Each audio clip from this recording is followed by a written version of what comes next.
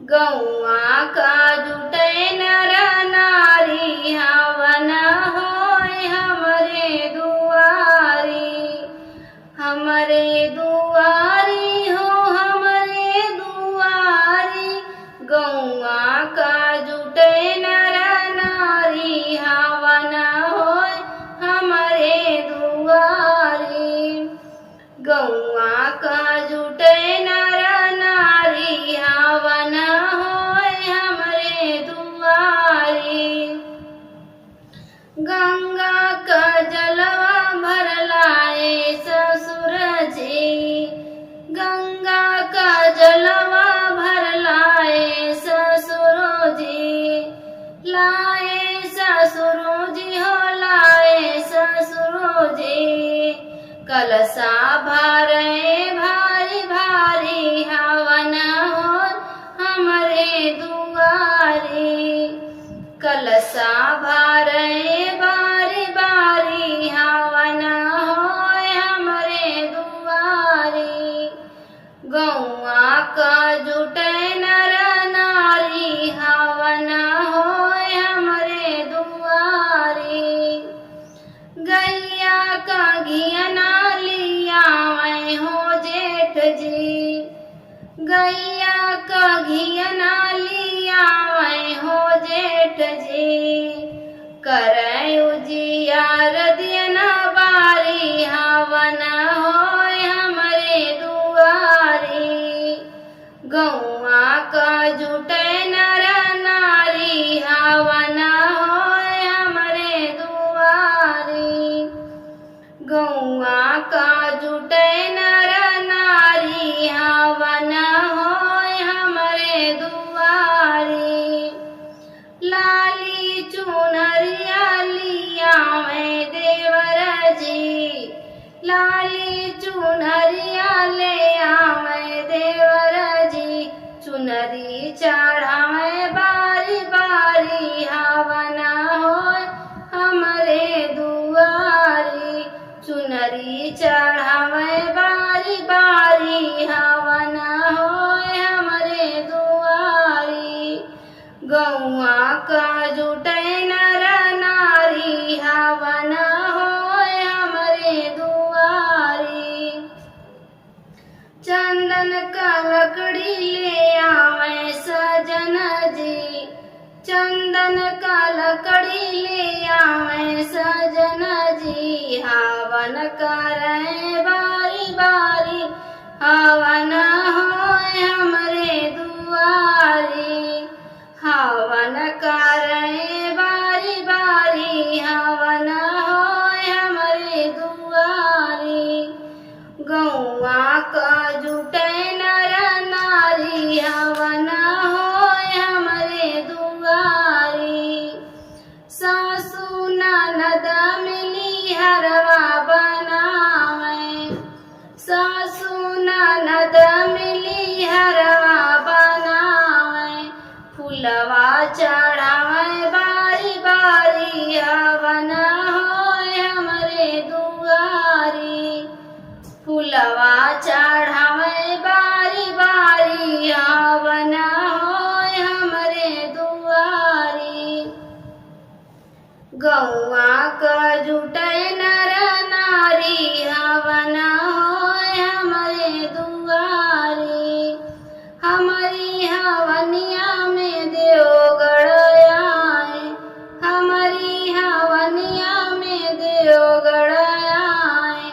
देवगढ़ आए ऋषि मुनि आए, स्वाहा का धुन गुजर चारी हवन होय हमरे दुआरी। गौआ का जुटे नर नारी हवन होय हमरे दुआरी। गौआ का जुटे नर नारी हवन होय हमरे दुआरी। काली बदरिया मावस की रतिया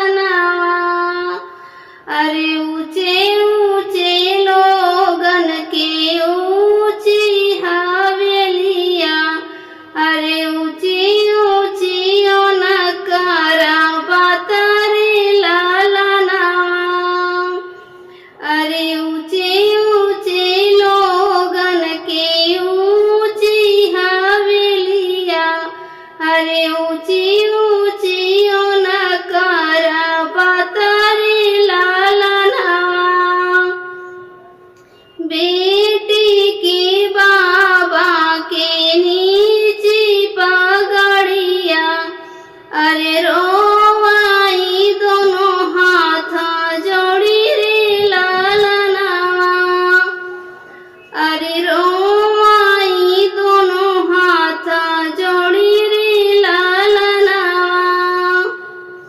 बिना रे दहेज बेटी कैसे बियाह भय। अरे मोरे बेटी रही है कुंवारी रे लालना, बिना रे दहेज बेटी कैसे बियाह भय। अरे मोरे बेटी रही है कुंवारी रे लालना, मांगाई हथिया हो मांगाई घोड़ावा। अरे मांगाई मोटर रे लालना, अरे मांगाई मोटर रे लालना। अरे बाबा से मांगाई अनाथान सोनावा। अरे नहीं दिया रही है कुंवारी रे लालना, अरे बाबा से मांगाई अनाथान सोनावा। अरे नहीं दिया रही है कुंवारी रे लालना, अरे नहीं मोरे हथिया हो नहीं मोरे घोड़ावा, नहीं मोरे मोटर रे लालना।